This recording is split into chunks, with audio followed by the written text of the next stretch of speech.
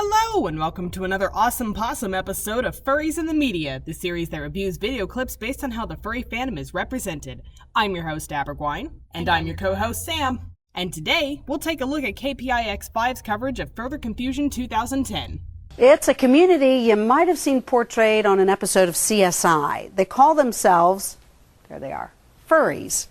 And as Kit Doe shows us tonight, there are thousands of them at their own convention in San Jose. Really? Thousands of them? Yep. There were 2,770 attendees at FurtherConfusion 2010. It's called FurtherConfusion, or FurCon for short, and it's one of those things where if they have to explain it, you wouldn't understand. It may be difficult to explain, but that doesn't mean that we furries aren't willing to help the public better understand what we're all about, though. It's basically a gathering of people who love anthropomorphics, characters or creatures who have human and animal characteristics. That's a great definition of anthropomorphism. It sure is, Sam. The so-called furries are discouraged to talk while in costume. They say it breaks the illusion. The ones that do, though, see themselves as ambassadors. I think the whole fursuit ambassador phenomenon arises mainly out of pure necessity. There's only so long you can run around in a fursuit before you've got people asking why you're wearing an animal costume in public. Why not just tell them you're a furry? Well, Sam, for a lot of people, the word furry just doesn't register. Doesn't mean anything to them. So you either have to give this long-winded explanation of what furry is, or come up with a quick answer. Like people who are fans of anthropomorphic characters? If the word furry isn't in the average person's vocabulary, they're probably not going to be familiar with the term anthropomorphism either. Plus, the word's just difficult to pronounce anyway. So after a while, you just end up defining it as people who are fans of cartoon animals, because it's the easiest way for people to understand. Because it's fun. You'd be amazed how much boundaries between people disappear when you're wearing one of these things. I bet you would let me give you a hug right now. I would. Here, give me a hug. See? There's no doubt that introducing a fursuiter to any given situation will change the social dynamic. People seem to be more open to interacting with a giant fuzzy animal than they would be with a complete stranger. And even from my own personal experiences, I've noticed that I'm much more vocal and outgoing when I'm in the costume. It's just a fun little break from the mundane. At 3,000 attendees, the San Jose-based convention is the world's second largest. Technically, it ended up being 2,770 attendees at the con, but I guess 3,000 is still a pretty close ballpark estimate. But another thing that I'd wish they mentioned was that most of those attendees weren't in fursuits. You're just hung up on that, aren't you? Well, when the common perception of furries is that they all dress up in fursuits, then yeah, I think it's important to clarify that in most cases, fursuiters do not make up the majority of attendees at furry conventions. FurCon, they say, is going mainstream. Well, I guess their prediction about going mainstream wasn't too much of a stretch.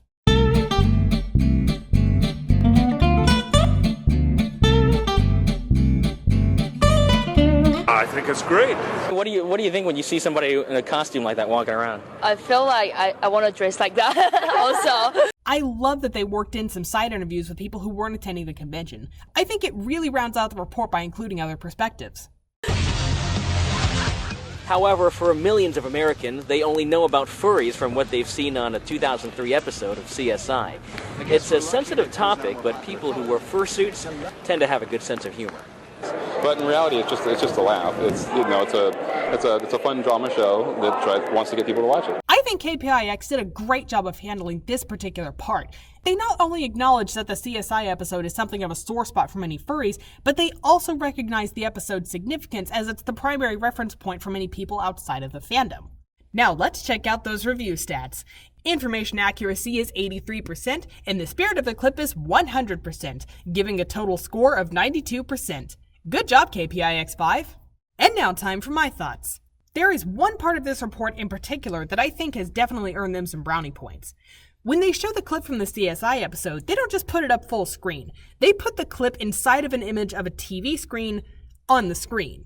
Given that they don't say what the episode was about or even hint at any of the misconceptions that were perpetuated by the show, I interpret their method of presentation as the news station distancing themselves from the show, perhaps because they didn't want to unintentionally endorse the show's sentiment towards the furry fandom. That's good. Oh yeah, I think it's great that they did that, but I have to wonder if this report might not be a little too good. What do you mean? While the report does say that the CSI episode is a sensitive topic for many furries, they never actually stated why it's a sensitive topic. In fact, there's really no mention of anything bad in this entire news report. Don't you find that just a little bit odd? But you want furries to look good, right? Yes, but I also feel somewhat conflicted on the matter.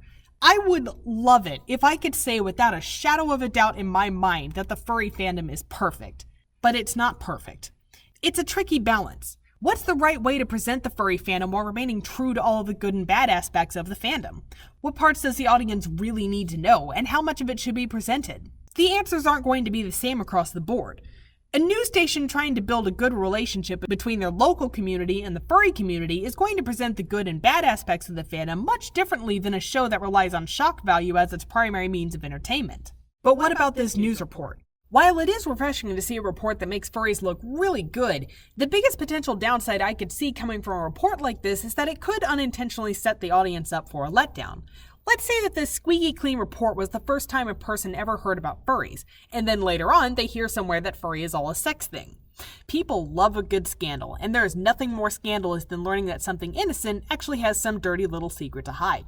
Case in point, all of the hidden dirty stuff in Disney movies that we just can't seem to get enough of. It wouldn't be surprising if someone who is in such a situation would then latch onto the notion that furry is all a sex thing, and anyone who says differently is lying. Like the station said earlier in their report, furry is one of those things where if they have to explain it, you won't understand. And as we've seen today, furry fandom can be tricky to explain in such a way that fully imparts every last facet of understanding. But I think despite the fact that this report could be construed as a little too clean for its own good, there is still a lot of valuable information presented in this report. And for that, I think KPIX 5 did a great job in helping their audience to better understand the furry fandom. Well, that's it for today's episode of Furries in the Media. Have fun, stay awesome, bye-bye! Today's adjective, awesome possum, was chosen via Twitter poll. The results of that poll, excellent, 5%, awesome possum, 49%, positively amazing, 47%, other, 0%. Thank you all for voting!